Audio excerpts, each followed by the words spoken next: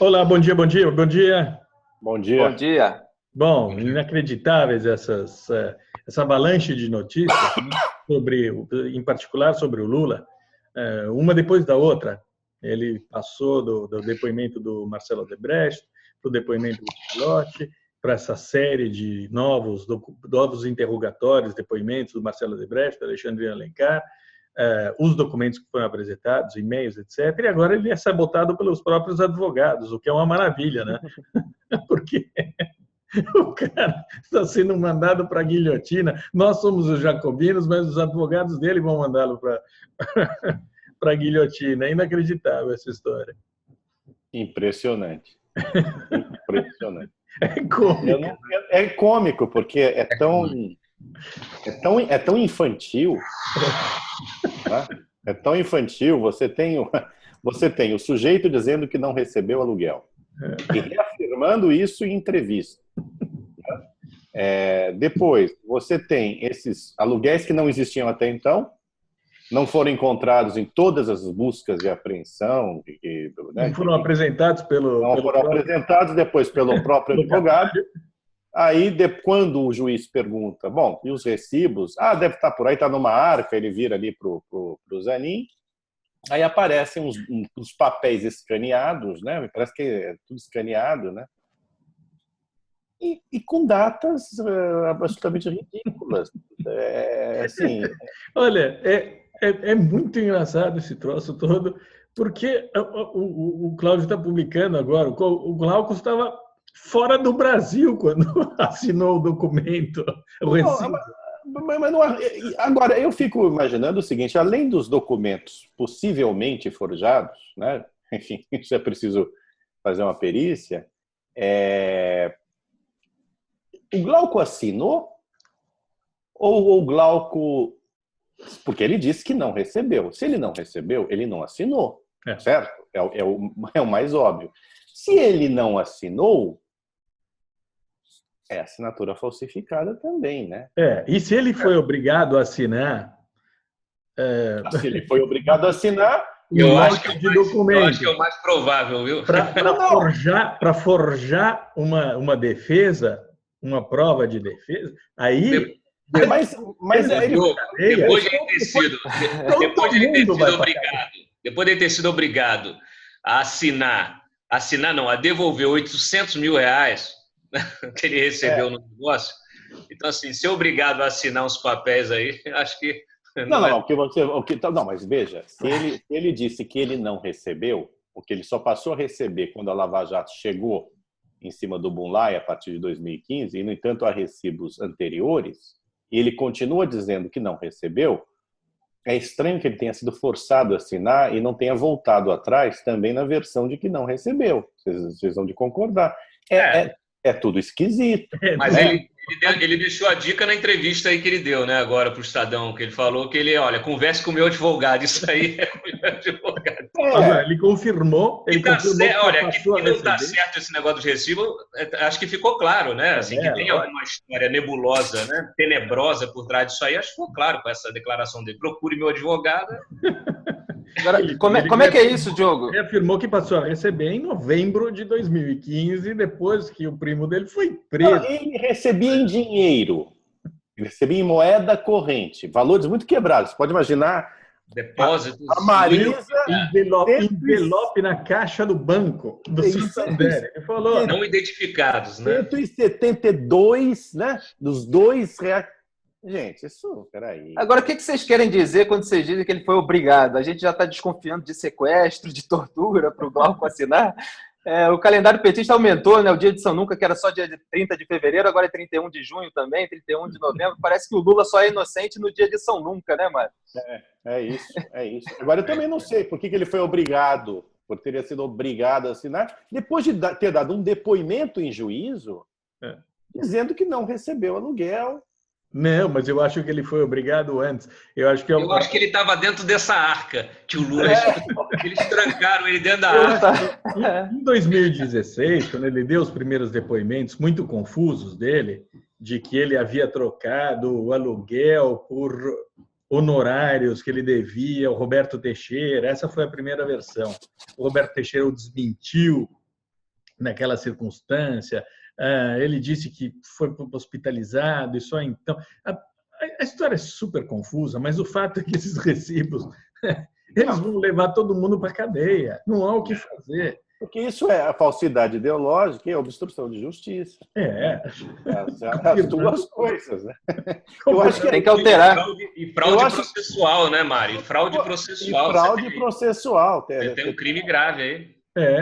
Bom, aí eu não sei, parece que os advogados ficam pensando qual é o crime que ele ainda não foi acusado.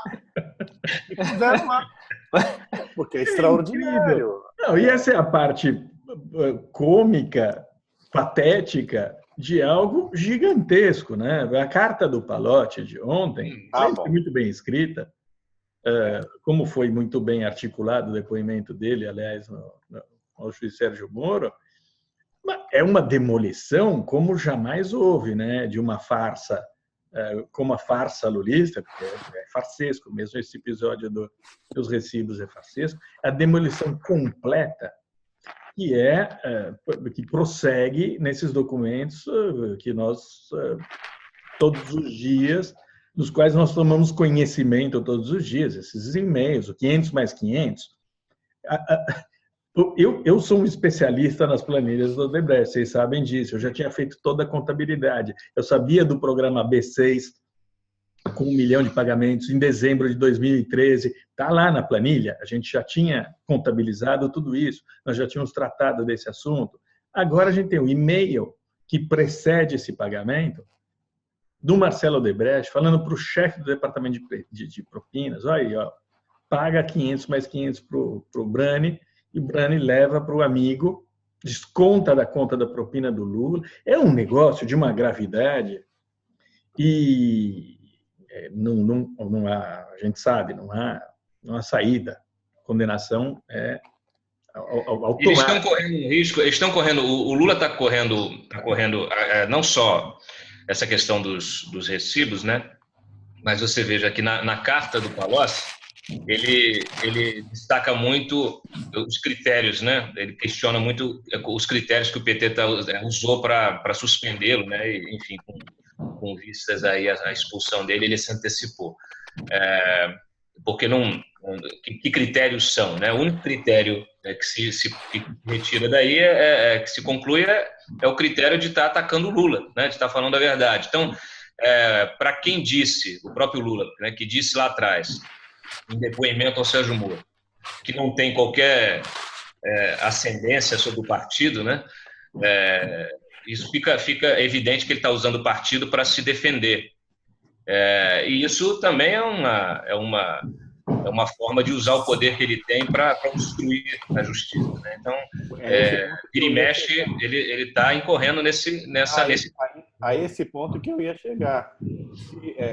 Se o Aécio Neves não pode sair à noite, foi afastado do seu mandato de senador, não pode sair à noite, eu me pergunto como é que o Lula pode estar solto. Porque é a pergunta que todo mundo se faz, porque o que está havendo é uma clara tentativa de obstruir a justiça, de destruir provas, de forjar provas, que teria colocado qualquer outro na cadeia. Eu desconfio até que essas pesquisas sobre o Moro que estão saindo, as pessoas um pouco decepcionadas com o Moro, é que esperavam que o Moro, e aí não vai nenhum juízo, eu estou só tentando aqui elaborar uma tese a respeito dessa certa má vontade, pouca gente, né, na verdade, a maior parte ainda apoia o Moro e a Lava Jato de uma maneira total. Mas, assim, essa diminuição de popularidade, aprovação, não de popularidade, aprovação, eu acho que está muito ligado ao fato do Lula não ter sido preso ainda. E eu acho que ele já teria motivos... Agora, é inevitável, né? É inevitável que isso aconteça a partir do momento em que a PF conseguir as provas de que esses documentos foram forjados e fraudados. Se isso ocorrer, não há saída. Não há mesmo saída. Eu espero. Não há dúvida. Eu espero. O termo de posse, né? O caso do termo de posse, perto dessa suposta aí que a gente está esperando ainda a investigação, falsificação, vira fichinha, né? Isso aí é muito mais grave. Em E em relação ao PT, estou aqui com um trecho do depoimento daquela carta do Palocci, em que ele fala assim: enquanto os fatos me eram imputados e eu me mantive calado, não se cogitava a minha expulsão. Ao contrário, era enaltecido por um palavrório vazio. Agora que resolvo mudar minha linha de defesa e falar a verdade, me vejo diante de um tribunal inquisitorial dentro do próprio PT. Qual o critério do partido? Isso que o Cláudio estava falando. Processo em andamento, condenações preferidas? Se é esse o critério, o processo de expulsão não deveria recair apenas contra mim. Evidentemente, o motivo da expulsão é ele ter rompido o pacto mafioso de silêncio, a omertá. O Moro, nessa semana, voltou a fazer aquela pregação dele de quem ataca a delação premiada, na verdade, está defendendo a omertá, o pacto mafioso de silêncio das organizações criminosas, isso que é reprovável, e foi isso que o Palocci fez, isso não é admitido dentro do PT, eles querem mais transformar todo mundo em José Dirceu e João Vacari Neto, né? E, felizmente, nem todos são, felizmente, o Palocci foi um passo adiante. E o José Dirceu é outro que está por trás disso aí, dessa articulação, porque virou o orientador da Dilma, né? Da Glaze, perdão. Uhum. Virou toda a Glaze no... Olha, Felipe, eu também quero transformar o Lula em José Dirceu e João Vacari Neto. Num certo sentido, né? Os dois não, depende do sentido. Condenado, no caso da condenação, sim. No caso da condenação, sim. Do silêncio, não. Mais em José Dirceu, né, do que em Vacari, que foi absolvido agora pelo TRF4 nessa... Tem 9 ações ainda, né? Tem 9 ações. Tem 9, Já foi condenado em outras, então eu acho que ele não vai... Aliás, o Zé Dirceu agora, o trâmite, a coisa volta para o Moro e ele é preso outra vez, não é isso? Tem ainda os embargos, né? Ele pode entrar com os embargos de declaração e os infringentes, e aí sim. Mas esses embargos, né, são não dão nada. E como não há nada na sentença. Só para esclarecer pontos da sentença. Na carta do Palocci tem outra coisa interessante, que ele diz que ele espera que um dia a Dilma e o Gabriele expressem, né, contem o seu espanto, né, ao ver o Lula tratar da compra das sondas, daquela empresa que foi criada, Sete Brasil, apenas para roubar, né? Também das propinas, né? Ou seja, ele tentou ali, ele indicou um caminho assim, Dilma, delata. Eu acho que é tarde demais para ela, mas enfim, delata, né? Gabriele, faça o mesmo. Né?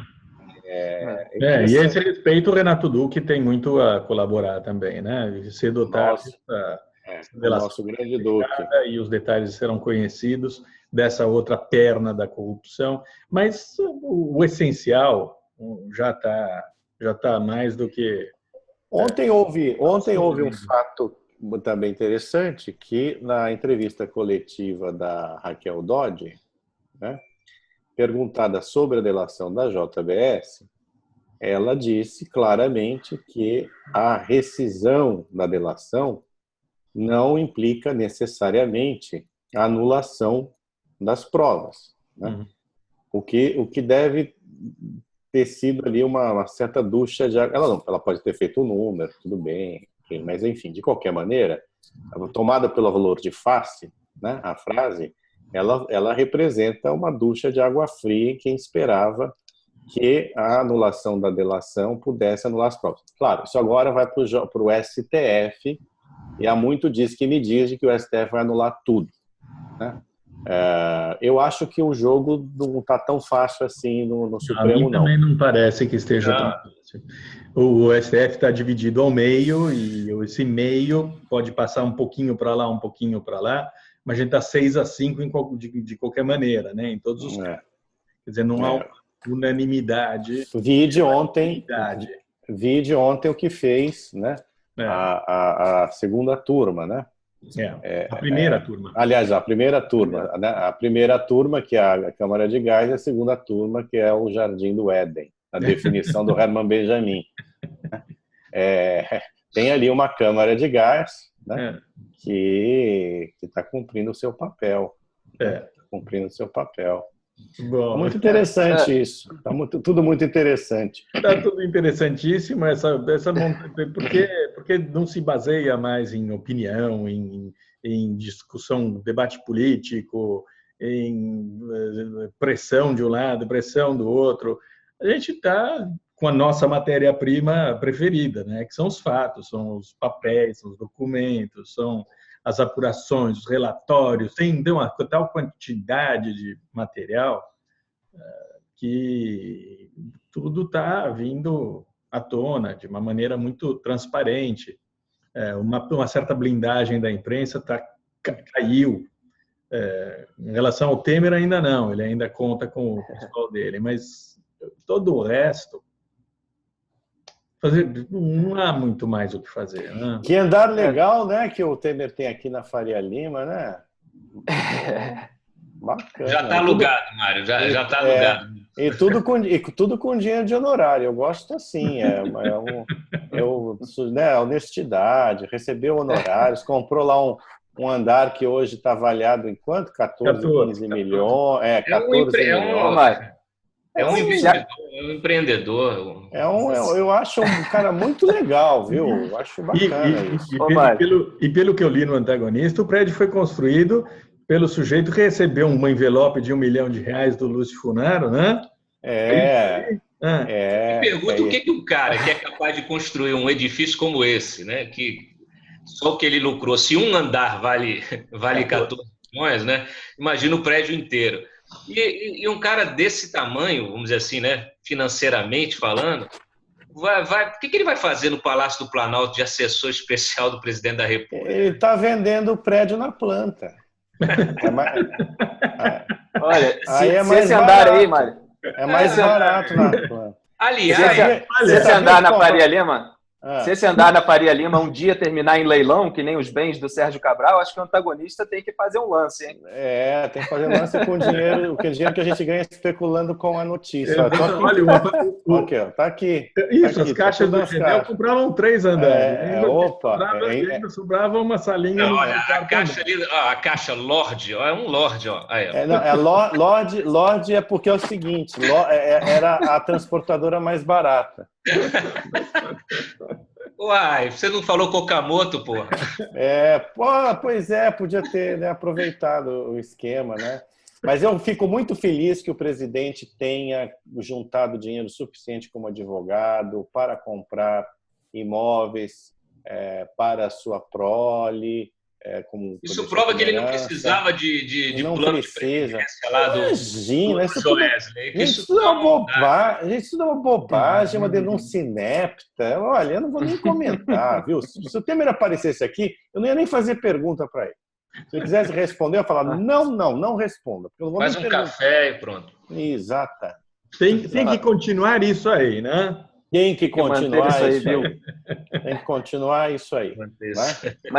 Mas, felizmente, só complementando aqui o comentário do Mário, né, lá no STF, na primeira turma, formou-se aquele trio, né, que é Luiz Roberto Barroso, Rosa Weber e o Luiz Fux, né, por mais divergências que a gente possa ter, eu tenho, acho que vocês têm também com eles em relação a outras coisas, mas eles resolveram ficar ali, pelo menos na dúvida do lado da sociedade, e estão tomando decisões firmes, né?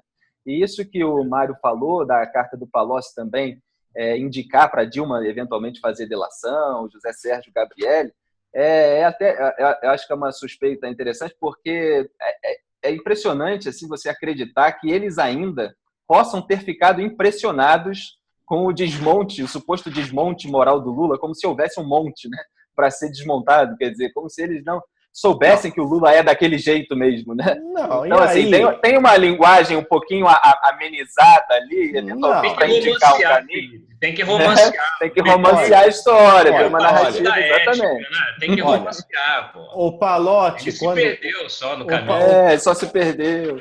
O Palocci, quando foi alçado ao ministério, tal, lá no primeiro mandato do Lula, e que ele conversava com jornalistas, tal, causava espécie entre, não todos os jornalistas, mas entre alguns jornalistas, o linguajar do Palocci, né?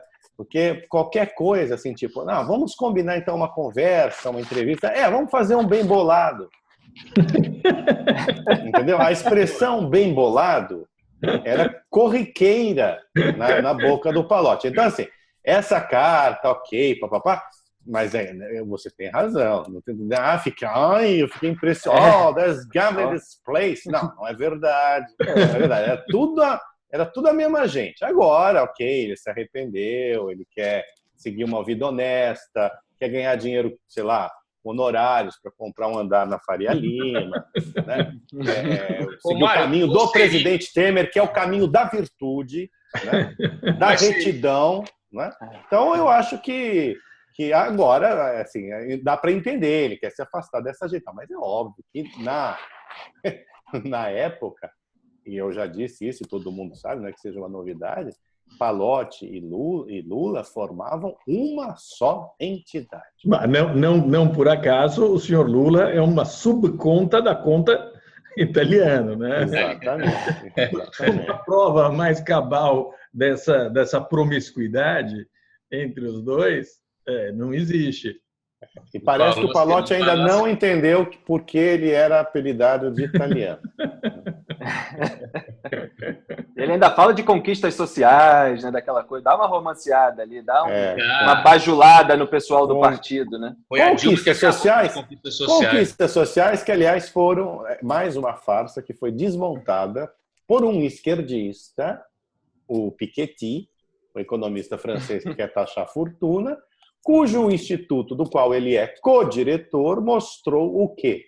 Que não houve redução, muito pelo contrário, da desigualdade nos anos governados pelo PT. Isso feito por gente de fora, de esquerda, certo? De esquerda, mais afinada à esquerda, desmontou mais essa fase.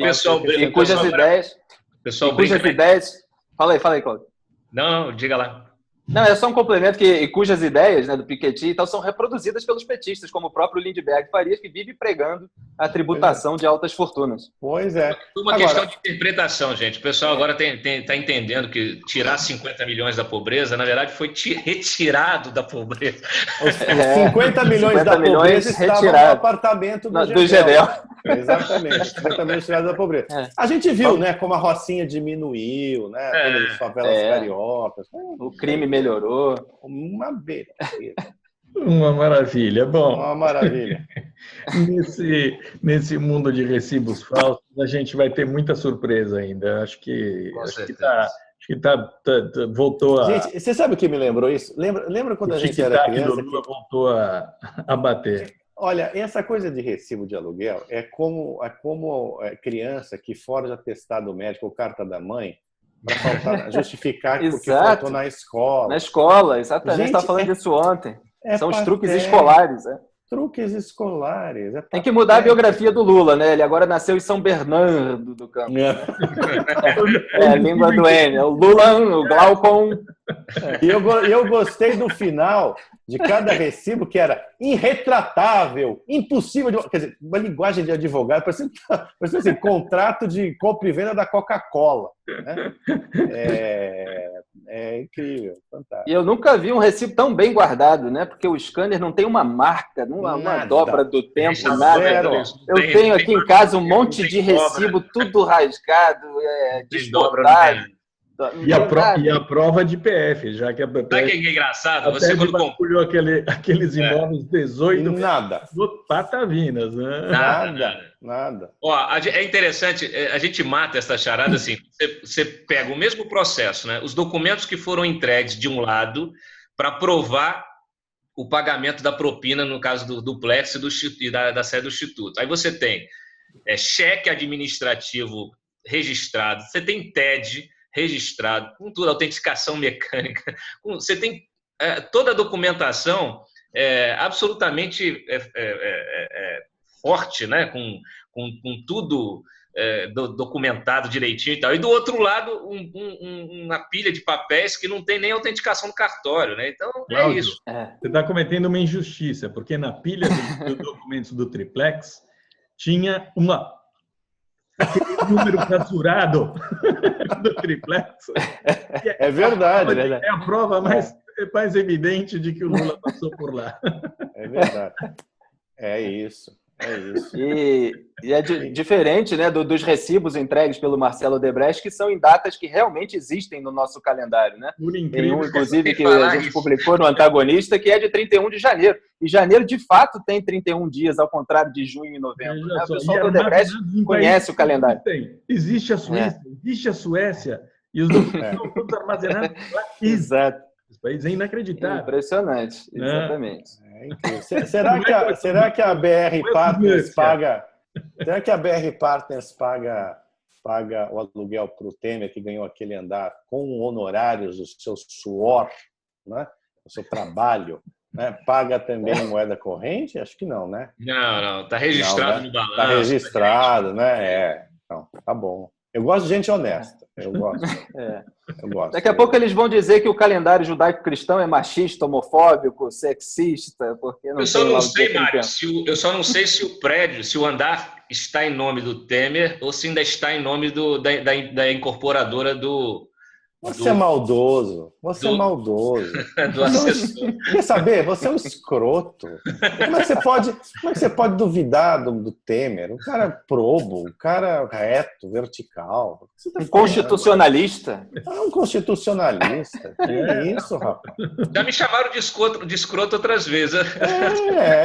Não, eu também, às vezes, me sinto escroto quando eu me pego desconfiando do Temer. Eu sei quem foi o penúltimo. Mas não, viu? Não, o cara, olha, o cara ali é trabalhador. Foi outra pessoa reta, íntegra. É o trabalhador, o Temer, viu? Vamos parar com isso. Bom, senhores, vamos pegar mais documento forjado, que essa história está... Só tem uma pessoa mais reta do que o Temer. É o Moreira Franco. Agora. O pessoal do Rio sabe disso. O Temer é uma espécie de subconta do Moreira Franco. Né? É outro escroto. Vamos para cá. Olha, não quero mais saber de conversa com vocês, não, viu? Chega. Eu achei engraçado você falou do Moreira e acaba trazendo eles no final de semana que foram lançar o programa para o Rio de Janeiro, né?